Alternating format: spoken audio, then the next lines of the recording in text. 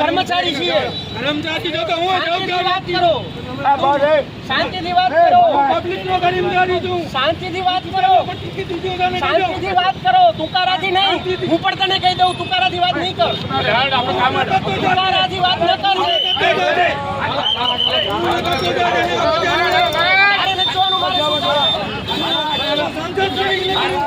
ભુજની અંદર ગઈકાલે સવારે જે શેરી ફેરિયાઓ સાથે ઘટના બની તે અત્યંત દુઃખદ ઘટના કહેવાય એવું બહુજન આર્મીના પ્રમુખ લખનભાઈ ધુઆ દ્વારા જણાવાયું હતું।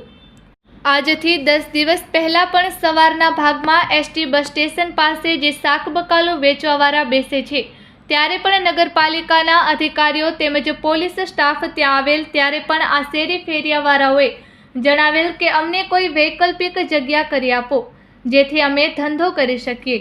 આ રેકડીવાળાઓના કારણે ટ્રાફિક થાય છે તે વાત તદ્દન ખોટી છે તેવું પણ લખનભાઈ ધુઆ દ્વારા જણાવાયું હતું।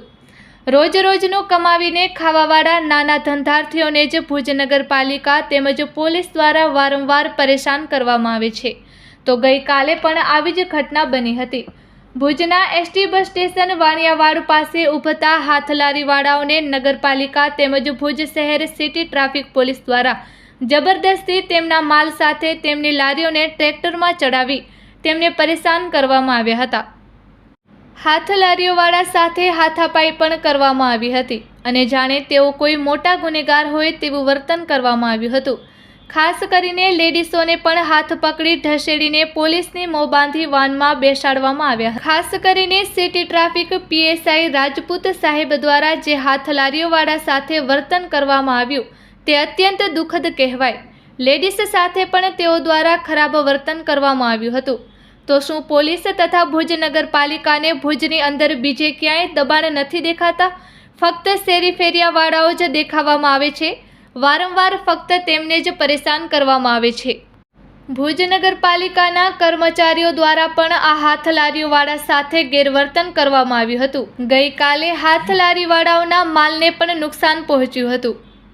આજની જે બબાલ હતી એ બબાલ છેલ્લા 15 દિવસથી ચાલી રહી છે। હું આજથી 10-12 દિવસ પહેલા સવારના 6 વાગે શેરી બકાલાવાળા જે છે એમની સાથે હું હતો ત્યારે પણ પોલીસ અને નગરપાલિકાના અધિકારીઓ આવ્યા હતા અને ત્યારે પણ વાત થઈ હતી કે ભાઈ હમણાં માટે દબાણ તો પહેલે છે જ નહીં કારણ કે રેકડી કોઈ દબાણ ન કહેવાય। રહી વાત ટ્રાફિકની તો રેકડી વાળાના લીધે ટ્રાફિક થાય છે એવું નગરપાલિકા ખોટું બોલી રહી છે, એના લીધે ટ્રાફિક નથી થતી। ઓલરેડી આપણે અહીંયા કને સવારના જાશું તો ઘણી 4 વ્હીલર ઊભી હોય છે, 2 વ્હીલર ઊભી હોય છે, એવું ઘણું બધું હોય છે। પણ નગરપાલિકાને ભૂત ચડ્યું છે કે 200-300 રૂપિયા રોજનું કમાઈને રોજનું ખાવાવાળા લોકોને હેરાન પરેશાન કરવું અને ધંધો કરવા ન આપવું તો બે ચીજક એક કરે છે। અને આજનું પણ એ જ હતું કે એ લોકોને બળજબરદસ્તીપૂર્વક પોલીસ પ્રોટેક્શનમાં જાણે કોઈ આતંકવાદી હોય એવી રીતે એ લોકોને ત્યાંથી એમના માલ સામાનને નુકસાન કરવામાં આવ્યું।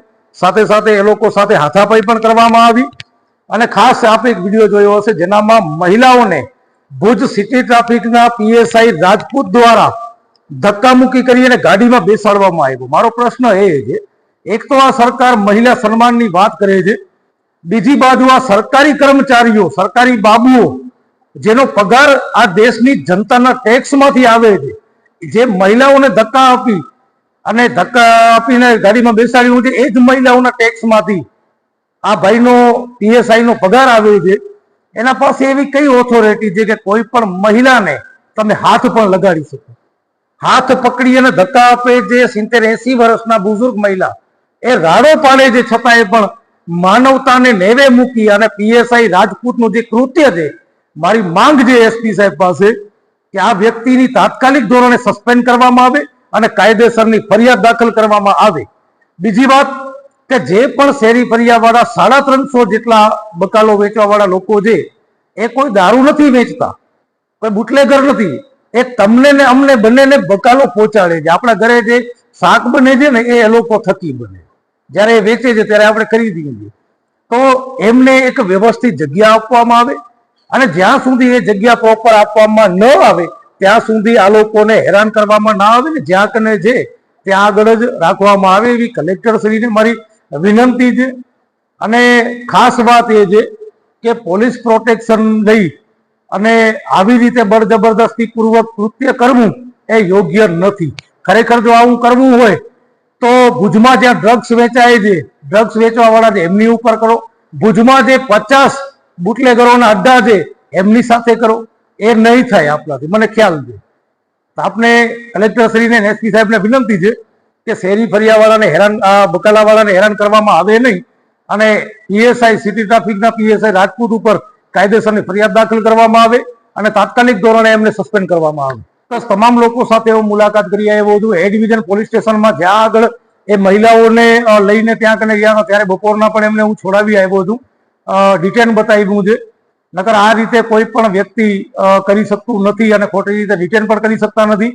કોઈ બહારથી નેતા નથી આવ્યા કે અહીંયા કને કોઈને નજરકેદ કરી રાખવાની, એમને પોલીસ સ્ટેશનમાં બેસાડી રાખવાનું. આવું કાયદામાં ક્યાં છે નહીં. લો એન્ડ ઓર્ડર મેન્ટેન કરવાની જવાબદારી પોલીસની છે. પોલીસ પ્રજાનો મિત્ર છે, પણ ક્યાંક ને ક્યાંક પીએસઆઈ રાજપૂતે એ સૂત્રને સાર્થક કરવાની જગ્યાએ એ સૂત્રને બગાડ્યું છે અને ખાખી ઉપર દાગ લગાવ્યો છે પીએસઆઈ રાજપૂતે. એટલે તાત્કાલિક ધોરણે એમને સસ્પેન્ડ કરવામાં આવે એવી મારી માંગ છે.